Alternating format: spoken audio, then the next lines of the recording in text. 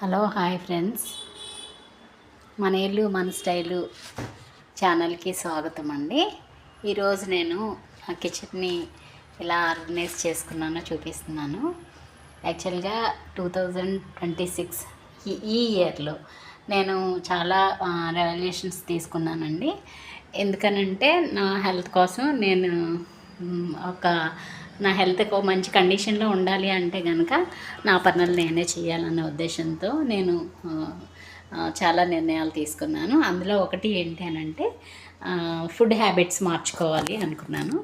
అలాగే కంపల్సరీగా gardening morning evening కంపల్సరీగా గార్డెనింగ్ వర్క్స్ చేయాలనుకున్నాను. చూడండి, ఈ స్టవ్ పక్కన ఈ మొక్క పెట్టగానే ఎంత అందం వచ్చిందో. అలాగే ఎప్పటి గిన్నెలు అప్పుడే కడిగేసుకోవాలి.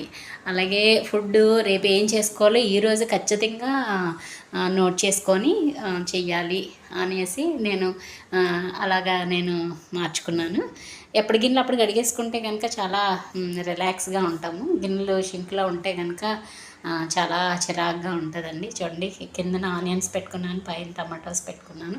అలా కొద్దిగా రోజుకొకసారి ఇలా సర్దుకుంటా ఉంటే ఏదో తెలియని బాడీలో కొంచెం హార్మోన్స్ చేంజ్ అవుతాయేమో అనిపిస్తుంది నాకు. ఎందుకంటే నీట్గా ఉంటే కనుక మన మైండ్ కూడా చాలా రిలాక్స్గా ఉంటుందండి.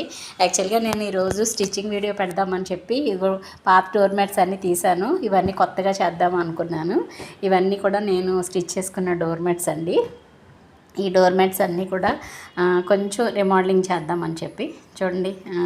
అంటే కొన్ని చేయవసరం లేదు, బాగానే ఉన్నాయి. ఇది డోర్ మ్యాట్లా ఉందా, యాక్చువల్గా ఏదోలా ఉంది, ప్లేస్మెంట్లా ఉంది కదా. అలా చాలా డోర్ మ్యాట్స్ నేను స్టిచ్ చేసుకున్నాను. ఇదైతే బాబు ఎంత కష్టం తెలుసండి. ఇది పాత పాతవి ఈ లెగ్గిన్స్ ఉంటాయి కదండి, లెగ్గిన్స్ స్టిచ్ చేశాను. ఇది యాక్చువల్గా స్టిచ్ చేసి 2 సంవత్సరాలు అంతా అవుతుందండి. ఈ డోర్ మ్యాట్స్ అన్నీ కూడా 3 సంవత్సరాల నుండి ఉంటున్నాయి. కొన్ని మాత్రం ఇదైతే 2 ఇయర్స్, ఇది 1.5 ఇయర్ అనుకుంటా.